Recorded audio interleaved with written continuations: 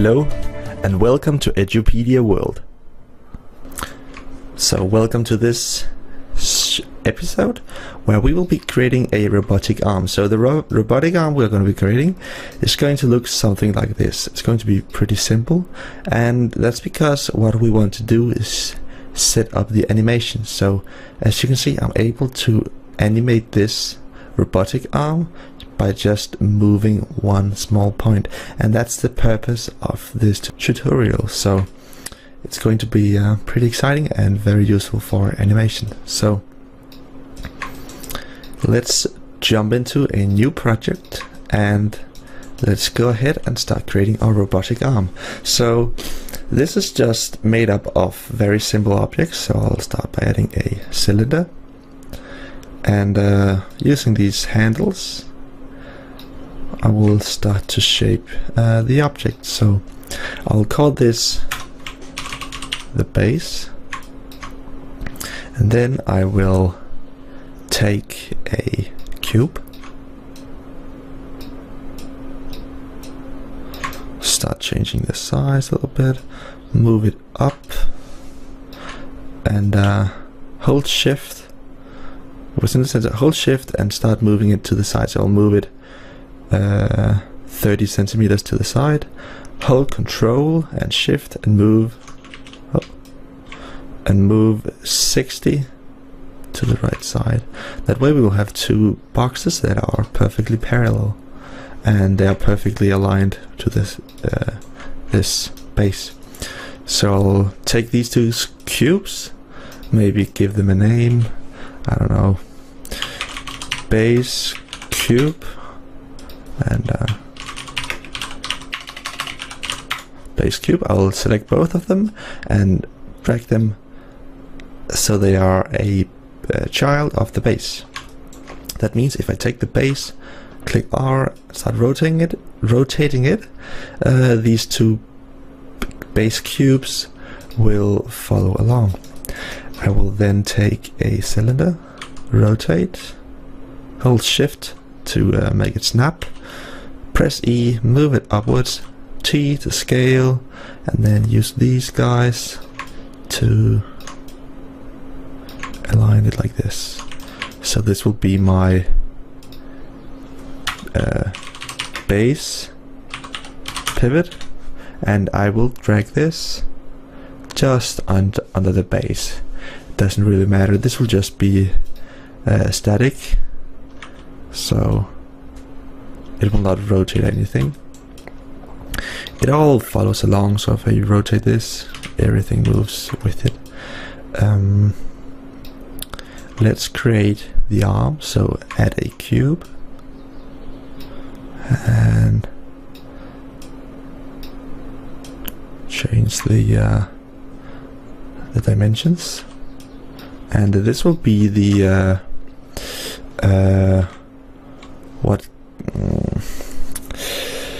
this will just be like the big arm, let's call it that, and we will put this below one of these guys, so it'll be below the base pivot. That would be the most logical thing to do.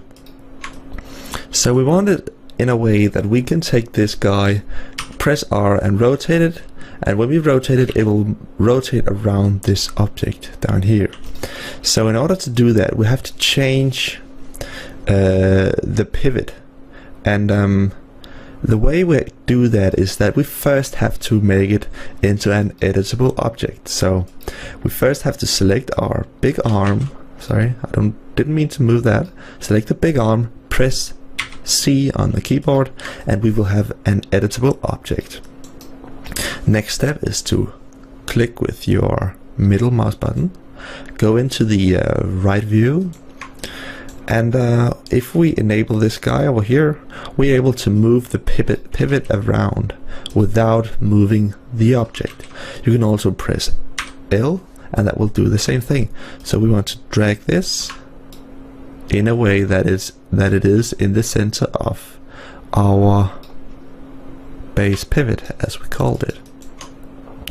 If we press this guy again, go out to the other view and start rotating, we will be rotating the point or this arm around this point down here. And that's how we want our robotic arm to move. So we want to add another cylinder. You can of course design your robotic arm however you want. This is just how I design mine. It's very simple and also pretty unrealistic that anything should be able to move like through a solid cylinder. So our cylinder, this will be our joint, let's just call it that, and I will put that as a child of the big arm. If I rotate the big arm, it will follow. So I'll just take the big arm and press E, control drag upwards like this, and you'll see we have now got two big arms. So this big arm is the upper one. I'll take the joint and no, I should just leave it right here. I'll take the big arm and put it as a child of the other big arm. So this will be now the medium arm. And how will I make it a medium arm? I will do that by first taking this joint and putting it as a child of the big arm instead of the medium arm. Then I'll take the medium arm, press T, and I'll scale it down a bit. And since our pivot is down here, I'll just be adjusting the length like this. Take my joint up here, move it down, press T, maybe scale it in a bit like that. And then I'll take the joint and put it as a child of the medium arm once again. The reason why I moved the joint out of the medium arm is because it would be scaling when I changed the size of the medium arm, and that's not what I was interested in.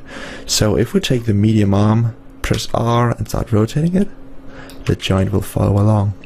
So I can do the same thing one last time.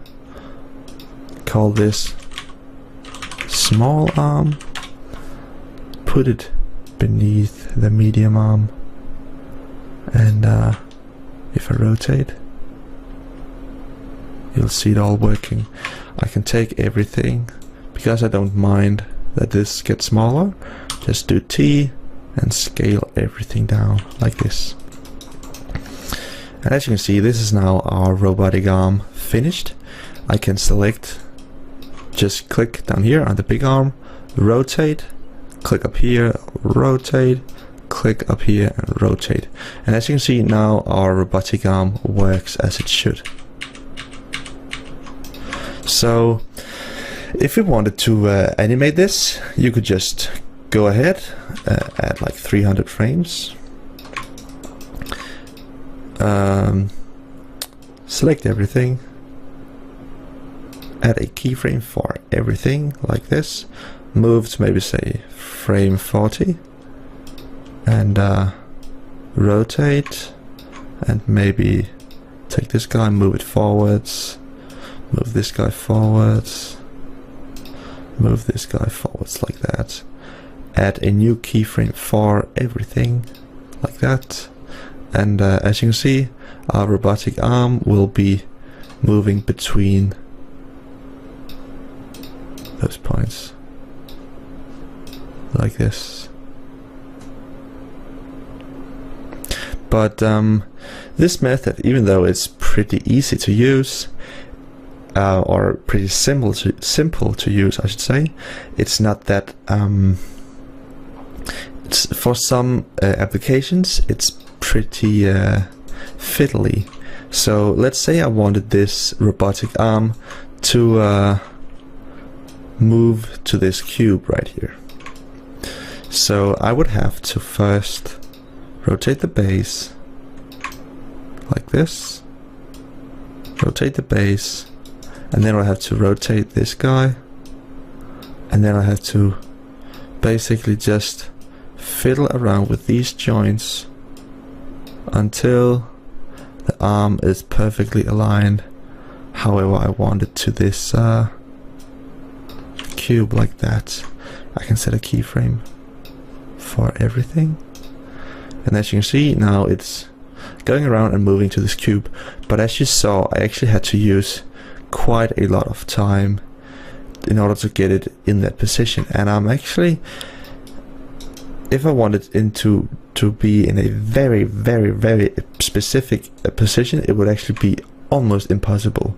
And that's where another way of controlling your robotic arms come in handy, and that is what's called inverse kinematics. So what we are doing right now, where we are telling each joint how it's rotated, that's called forward kinematics. And that can be useful for some cases, but with a robotic arm, it's actually much nicer to use something called inverse kinematics, and that's where you're basically telling the end where does the end have to be, and then the whole robotic arm will basically just move itself around in such a way that the end will be in that specific position. That may be a little bit hard to understand, but I will show you how it's done. So let's first go into our timeline, select all of this and press delete. That means all of our animation is gone. So I'll go into the big arm and basically put the rotation to 0 as it was when we all started. Go into the base pivot and the base, put this to 0. So now I have actually just reset my robotic arm, and I'm ready to start doing my inverse kinematics setup, as you saw in my other project. Right here I've got my end goal, and I can move it around, and the robotic arm basically adapts. So we want to first let's see, we want to take our big arm, which is this guy, and we want to right click, Cinema 4D tags, or actually, where is it? We want to go into character tags, and then we want to choose, pretty sure it's IK. Yep, it's IK. We want to choose IK, so right click, character tags, IK. And when you choose this IK, you can see there are quite a lot of options. So you want to add the IK to like the first joint, and in my case the first joint is my big arm, so you can see this is the first joint. I don't count this as the first joint, this doesn't matter, it's only like the actual robot arm. So this will be my first joint, and then if I select this guy, you can see there are a few things that I have to tell it. So it needs an end, and that's basically the tip of the robotic arm, so it's the joint. And if I click this guy, I can see it's this joint right here. So I will highlight this again, click and drag my joint onto the end like this, and that basically means this will be like the this has basically now been set as the end of the robotic arm. If you put this arm as the end, that means this link won't be rotating, so you need to put this as the end. So now what we want to do is add a goal. So the goal is basically, it's basically the position that the end of the arm has to be. So you could have your own null object like this floating around in the air, or you could have some other thing, maybe a sphere that you had animated that you wanted to be the goal for this arm.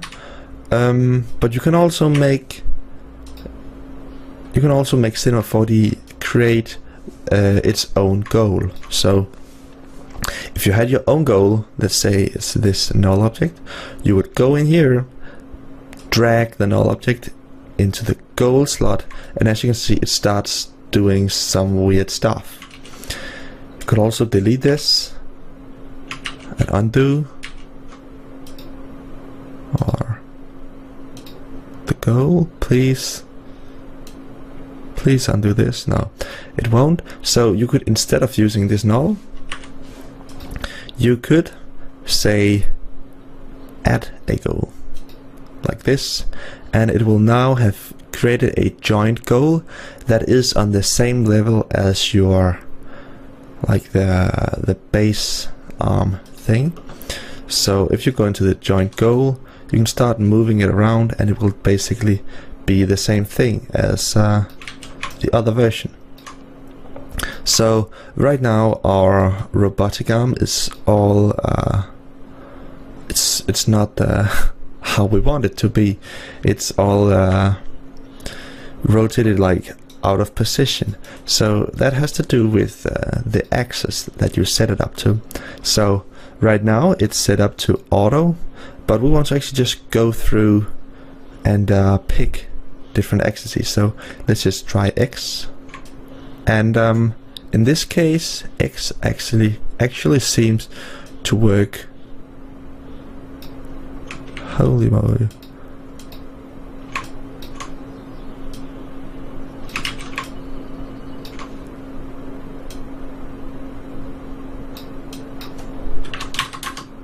Yep.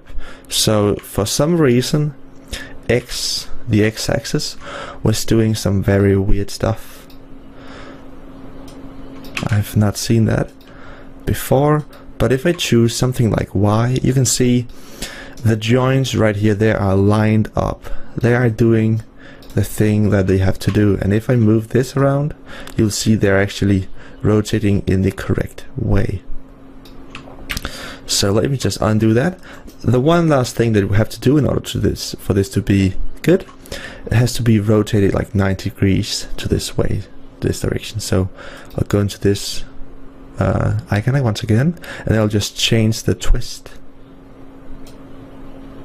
So as you can see, it lines up in a way that it has to be minus 90 degrees, and now our robotic arm is looking much nicer. If we go into the end goal, you can see the rotation is a bit off. That was because of the first one that I made, where I had my own null that put the rotation off, but I can basically just put this to 0 on my own, like this. And now my joint goal is perfectly aligned with the X and C axis, which is the blue one. If I move it around, you will see my robotic arm starting to work. As you can see, there's a bit of funkiness with how it handles these kinds of positions. As you can see, it's when I go below the pivot, it actually turns 180 degrees around, and that's basically, it's basically unavoidable. So, or maybe it's not unavoidable, but for this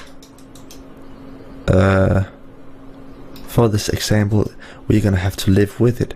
But what we can see now is, if we have our base right here, what is parented to the base? Well, the base pivot, which is this guy, is a child of the base. So I can remove the base, and the base pivot, all this stuff will move with the base. Also, the big arm will move with the base. And the thing that's pretty interesting is that the joint goal, which is a child of the base pivot, will also move when the base is moving. That means we can do some very easy animations this way. We can say, okay, we want the robotic arm to be in this position and rotate it like this.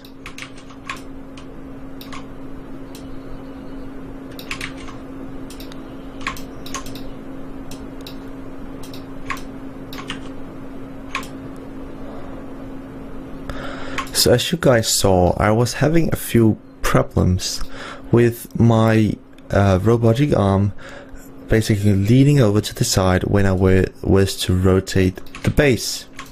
And some things that can help, because this is a little bit fiddly. There are a lot of variables that can change from time to time, but one thing that can help is going into this guy and changing the IK solver. Its default is set to 2D, but if you change it to 3D, this can help you sort out your problems. So as you can see right now, I can press E and move this guy around. I can move it beneath. I can do everything I want. I can rotate my base and basically just keep on animating like this. So let's just go in here, put this to 0, and let's start doing our animation. So I wanted to start off like this. I'll basically just do Control A and add a keyframe. Add a keyframe for everything. That's how I animate my robotic arm. Even though I only have to do it for the joint and the base, it's easier to just do Control A. So I'll move 80 frames forward, and then we'll do my next pose. I'll rotate the base. I will move the joint like this. Control A, add a keyframe. And I will move to, let's say, 120. Rotate the base over here.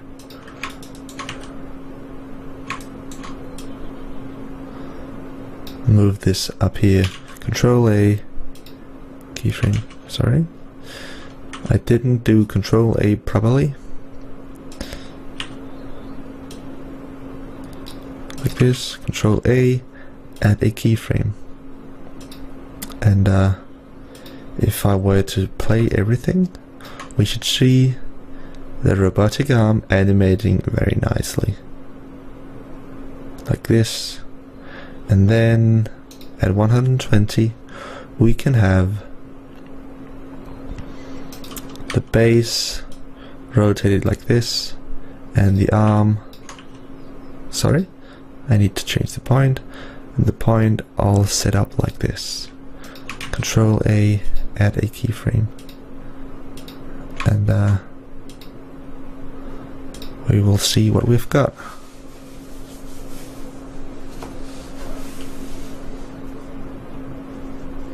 And there we go. And let's say we want to have our robotic arm touch this guy's hands or something. So that could be something we wanted to do. Or maybe we wanted him to hit him in the head or something. Then with this setup you can do it very easily. So we just need to rotate the base, and then we can basically put this right in his head.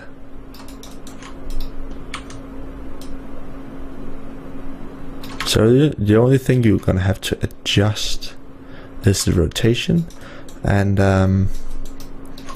the position. I can basically just put it right where I want it, like this. I can do Control A, add my keyframe, and move it to the end.